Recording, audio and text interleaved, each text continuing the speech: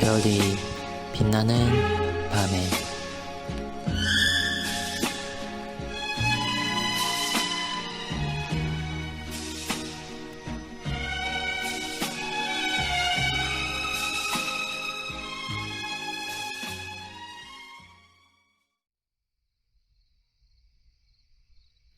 (46문에서 48문까지는) 53일차를 참고해 주시기 바랍니다. 그리스도께서 낮아지셨다는 것은 무슨 뜻일까요? 이 교리가 성경에서 나왔다는 근거는 오늘 본문 빌립보서의 말씀에 있습니다. 그리스도께서 낮아지셨다는 것은 그가 낮아지시기 이전에 가진 어떤 신분을 전제로 하고 있습니다. 6절 말씀에 그는 근본 하나님의 본체시다. 그리고 7절에서 이와 비교하여 오히려 자기를 비워 종의 형체를 가지사. 여기에 두 비교되는 말은 하나님의 본체와 종의 형체입니다. 한글 성경은 본체와 형체로 다르게 번역했지만 원문에는 모르페라는 같은 단어입니다. 형상, 모양 등을 뜻하는 말입니다. 이것은 하나님이신 그리스도께서 사람으로 바뀌었다는 뜻이 아닙니다. 그리고 사람이 되셨지만 하나님으로서 성자의 신성이 상실된 것도 아니라는 것입니다. 다만 그의 낮아지신 신분을 가리켜서 종의 형체라고 말합니다.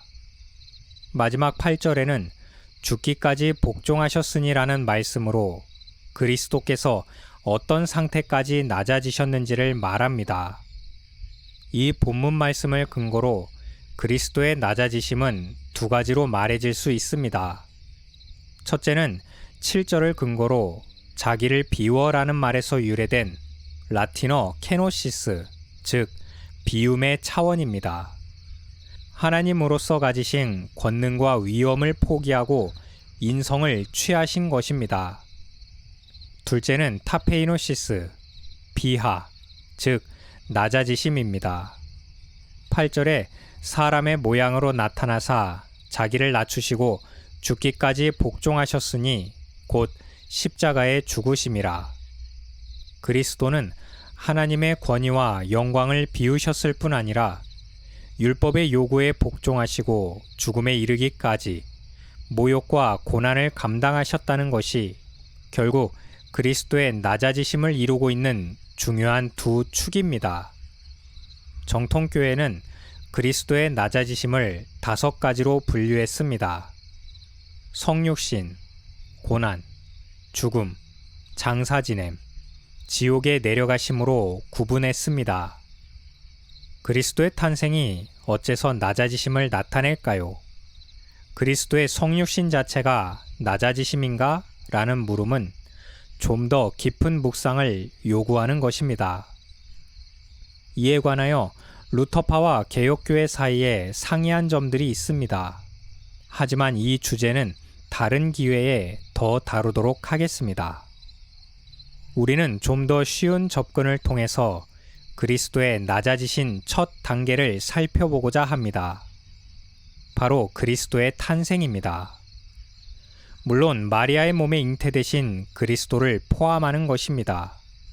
비록 그것이 성령 하나님의 능력으로 말미암은 초자연적인 것이었지만 하나님이신 그리스도께서 인간의 육체를 통해 인간 육체의 모든 요소들을 완전히 가지신 상태였습니다.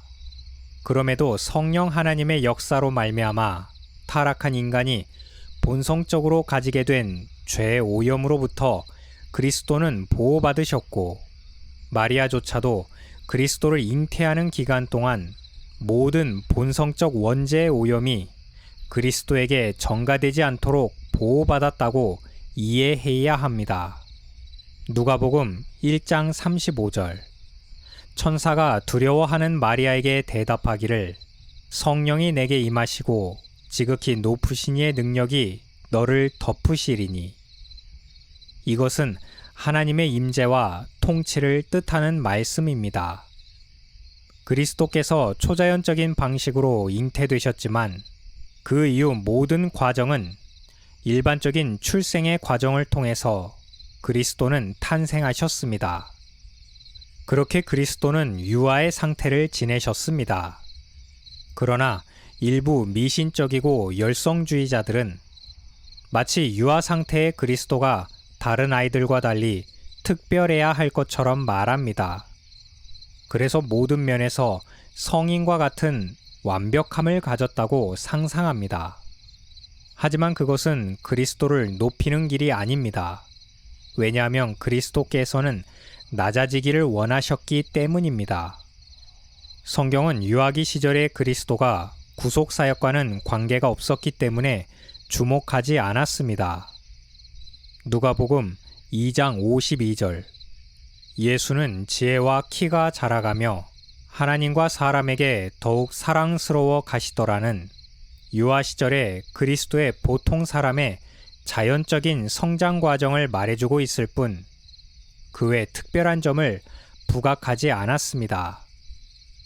그 다음으로 더 보편적인 시각으로 바라볼 때 그리스도의 낮아지심이 있습니다.